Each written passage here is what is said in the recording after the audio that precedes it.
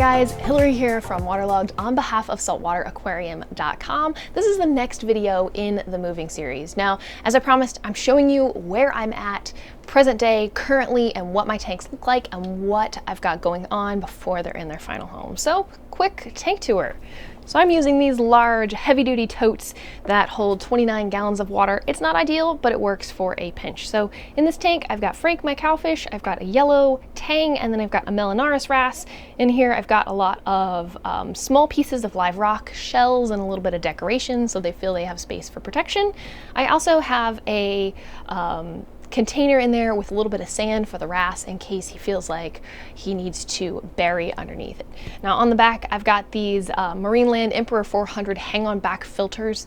Now typically a lot of times when you have the big setups, you don't use the hang-on backs, but these guys are phenomenal for running temporary tanks or even regular setups, and I really like them. They work great. They've got space in the back for me to put some biomedia and help keep my tanks okay. Now I've got the same situation going on over here, but in this bin I have that large hermit crab, I've got my 2 clownfish, and then I've got a sailfin tang.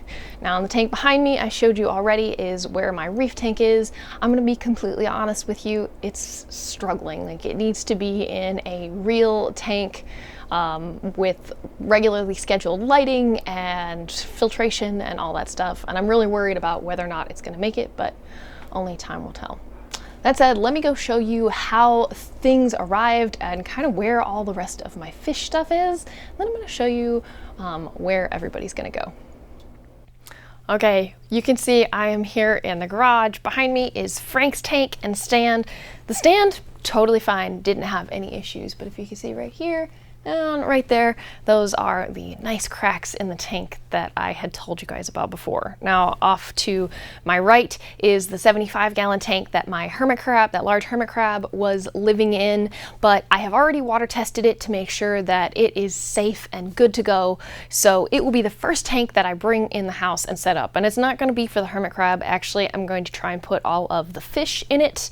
Again, it's a little bit small, but until I get a brand new 180 or similar tank ordered for Frank, I think a 75-gallon will do just fine.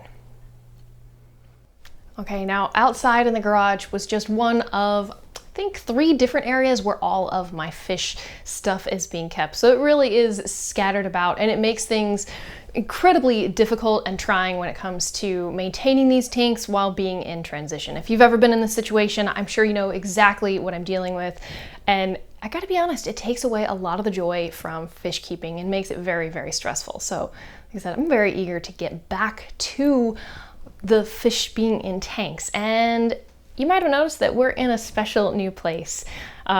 Behind me and in this room is going to be my new fish room. It's going to be my workspace and my office. So directly where I'm sitting is going to be where the 75-gallon tank is going to be. I've got a new reef tank that's coming that is going to be going off over to the left, as well as a new special addition to the crew who I'll introduce you to in a later video. But one of the reasons that all of this is taking so long is because it's been renovated almost literally from the ground up.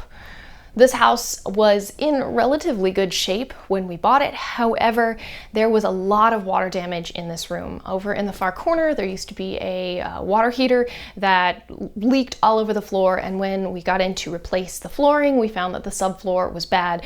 So the subfloor all had to come up, new flooring had to be put down, new walls had to be put up so that it was well insulated. There was a whole lot of thought that went into all of the little details of this room that you might not see just looking at it, but knowing that it was going to be a fish room, I know that it needed to have a lot of extra things that aren't in your average room. So stay tuned, I'm gonna have a video about all of that coming up later in the future. Now, there's a couple of different things that I need to finish up in this room before I can bring the fish tanks in. You can't quite see it, but I need to finish the ceiling off.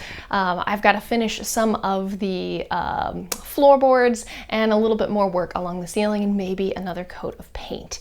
And then it will be ready to bring the fish in. And I gotta say, I'm so excited to have Frank and everybody in here. Now, Frank's only gonna be in here for a short period of time. His tank is going to be my main show tank and my display tank. So it'll actually be out in my living room once I get that all set up. But I know it's going to be a couple of months down the road before I get the renovations done with the rest of the house that I will have the space and the time to get all of that set up. So give it a little bit more time and hopefully this room will be up and ready as a fish room.